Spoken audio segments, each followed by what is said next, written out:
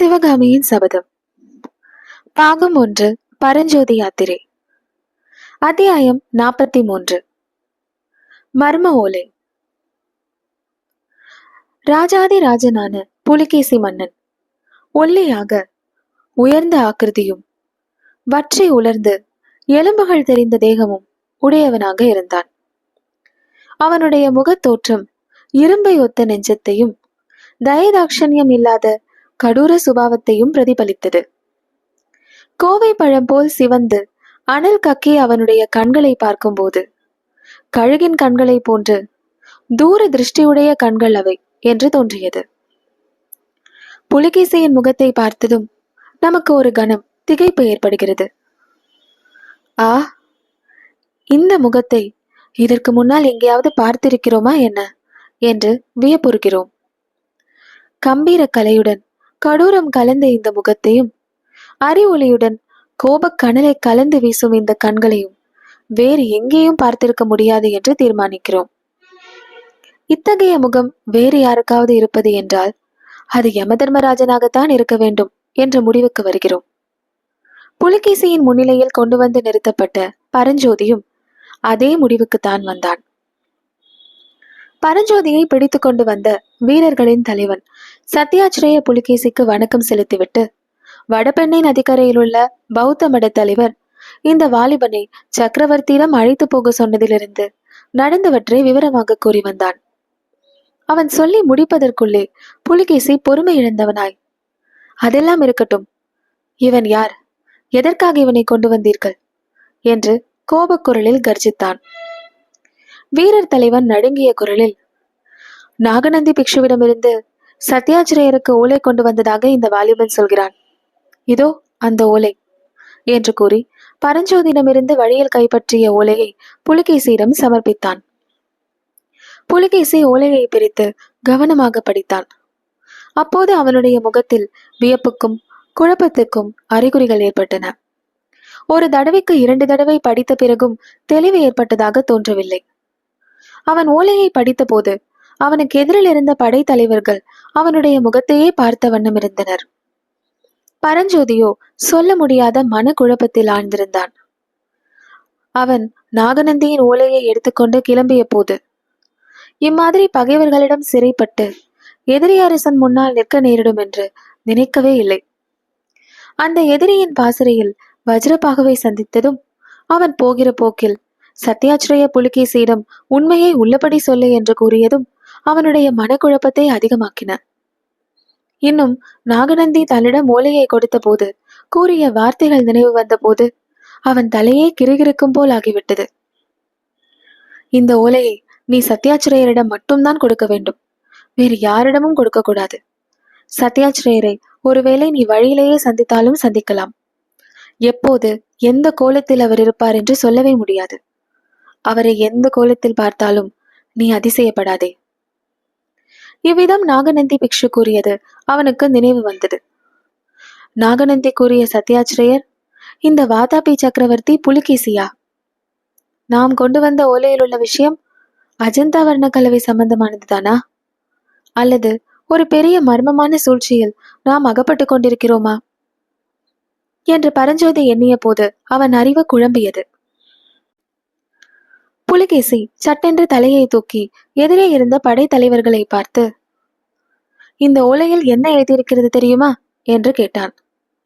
உடனே, உங்களால் ஒரு நாளும் ஊகம் செய்ய முடியாது என்று தானே மறுமொழியும் கூறிவிட்டு இடி இடி என்று சிரித்தான். இடி முழக்கம் நிற்பதைப் போலவே சட்டென்று சிரிப்பை நிறுத்திவிட்டு காவலர்களுக்கு நடுவில் கட்டுண்டு நின்ற பரஞ்சோதியை உற்று நோக்கினான். புலிகேசியினுடைய கழுகு கண்களின் கூரிய பார்வை பரஞ்சோதியின் நெஞ்சையே ஊடுருவதை போல் இருந்தது. புலிகேசி அவனை பார்த்து கடுமையான குரலில், பிள்ளாய், உண்மையை சொல். நீ யார்? எங்கு வந்தாய்? இந்த ஓலையை கொடுத்தது யார்? இதிலுள்ள விஷயம் என்னவென்று உனக்கு தெரியுமா என்று சரமாரியாக கேள்விகளை கேட்டான். அந்த கேள்விகளில் ஒன்றை கூட புரிந்து கொள்ள முடியாதவனாய் பரஞ்சோதி மௌனம் சாதித்து நின்றான். அதனால் புலிகேசியின் கோபம் கனத்துக்கு கனம் பொங்கி பெருகிற்று.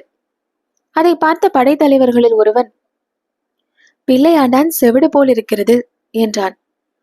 இன்னொருவனோ ஊமை என்றான். மற்றொருவன், அதெல்லாம் இல்லை, பையனுக்கு நம்முடைய பாஷை புரியவில்லை, அதனால்தான் விழிக்கிறான் என்றான். அப்போது புலிகேசி, ஆமாம், அப்படித்தான் இருக்க வேண்டும். இந்த ஜைன முனிவர்கள் கோபித்துக் கொண்டு போனதில் இது ஒரு சங்கடம். அவர்கள் இருந்தால் எந்த பாஷையாக இருந்தாலும் மொழிபெயர்த்து சொல்லிவிடுவார்கள். போகட்டும், இவனை கொண்டு போய் சிறைப்படுத்தி வையுங்கள், பிறகு பார்த்து கொள்ளலாம் என்று கூறியவன் திடீரென்று, வேண்டாம், இவன் இங்கேயே இருக்கட்டும். சற்று முன்பு வந்திருந்தானே அந்த வீரன் வஜ்ரபாகுவை உடனே போய் அழைத்து வாருங்கள் என்றான். வஜ்ரபாகுவை அழைக்க ஆள் போன பிறகு புலிகேசி படைத்தலைவர்களை பார்த்து கூறினான், இந்த ஓலையில் என்ன எழுதியிருக்கிறது தெரியுமா? கேளுங்கள் அதிசயத்தை. இந்த ஓலை கொண்டு வரும் பையனிடம் அஜந்தா வண்ண ரகசியத்தை சொல்லி அனுப்ப வேண்டுமாம். 2 வருஷம் நான் அந்த அஜந்தா குகைகளில் வசித்திருந்தாலும் அந்த புத்த பிக்ஷுக்கள் என்னிடமே அந்த வர்ண ரகசியத்தை சொல்லவில்லை. பிக்ஷுக்கள் அவ்வளவு பத்திரமாக அந்த ரகசியத்தை பாதுகாக்கிறார்கள். அப்படி இருக்க இந்த பிள்ளையிடம் அதை சொல்லி அனுப்பும்படி இந்த ஓலையில் எழுதியிருக்கிறது. எழுத்தோ நம் பிக்ஷு எழுதியதாகவே தோன்றுகிறது.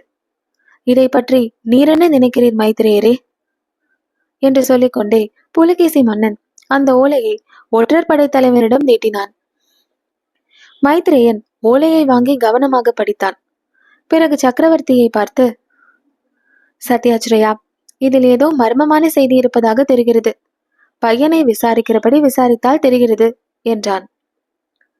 அழகுதான் மைத்ரேயரே, பையனை எப்படி விசாரித்தாலும் அவன் சொல்வது நமக்கு விளங்கினால்தானே உபயோகம். அதற்காக தான் வஜ்ரபாகவே எதிர்பார்த்து கொண்டிருக்கிறேன் என்றான் புலிகேசி. இப்படி அவன் சொல்லிக் கொண்டிருக்கும் போதே வஜ்ரபாகு கூடாரத்துக்குள் நுழைந்தான். புலிகேசியின் அருகில் வந்து வணங்கிவிட்டு, ராஜாதி ராஜனே, மறுபடியும் ஏதாவது கட்டளை உண்டா என்று கேட்டான். வஜ்ரபாகு, உம்மை போலவே இந்த பையனும் எனக்கு ஒரு ஓலையை கொண்டு வந்திருக்கிறான்.